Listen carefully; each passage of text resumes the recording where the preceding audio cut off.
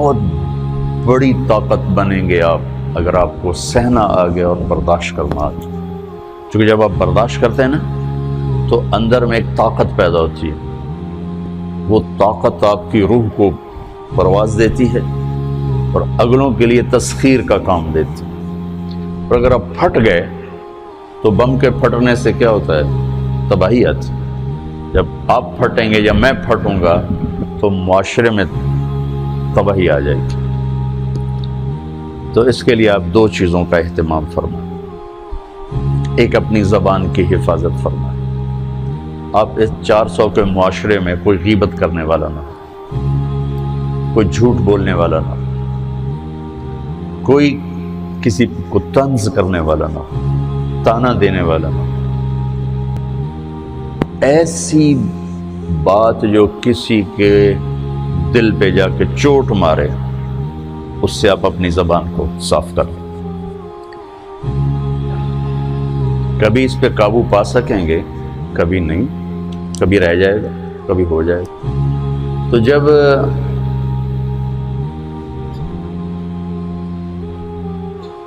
ہاتھ سے نکل جائے بات تو پھر اللہ نے ہمارے لیے توبہ کا دروازہ رکھا ہے. 2 نفل پڑھو، اللہ سے معافی مانگو، جس پر زیادتی ہو اس سے جا کے معافی مانگو. اس سے آپ کی مزاج میں ٹھہراؤ آ جائے گا. تو میں آپ سب سے یہ گزارش کرتا ہوں کہ اس معاشرے میں آپ اپنی زبان پہ قابو پانا سیکھیں. برائے میرا بہت فائدہ ہوگا. ایک زندگی گزری ہے، شام قریب ہے، تو پوری زندگی کے تجارب نچوڑ بھی اس میں شامل ہیں.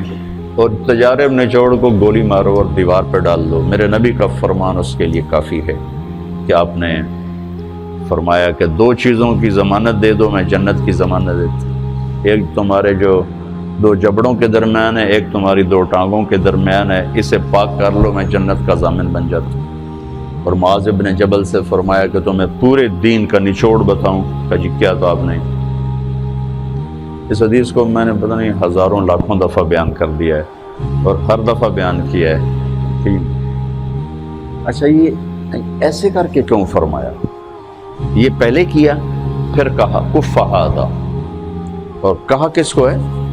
جن کے بارے میں آتا ہے کہ اس امت کے علماء کا جھنڈا قیامت کے دن معاذ بن جبل کے ہاتھ میں ہوگا. اتنے بڑے آدمی. 18 ہجری میں انتقال ہوا.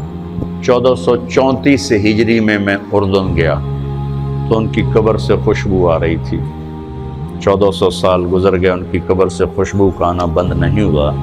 اتنے بڑے آدمی کو کیسے سمجھایا؟ بچے کی طرح. معاذ اس زبان پہ قابو. تو آپ سب کو، اپنے آپ کو بھی کہتے ہیں،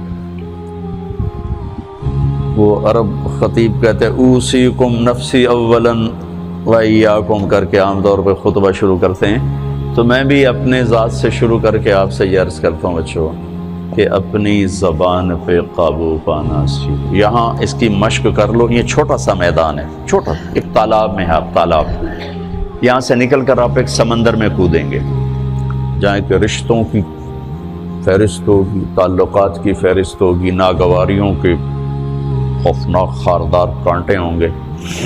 کہیں کہیں پھول ملیں گے ورنہ کانٹوں سے بھرا جہان ہے. اگر آپ نے یہاں پریکٹس کر لی تو پھر آپ اس میدان میں جا کر انتہائی خوبصورت معاشرے کا فرد بن جائیں.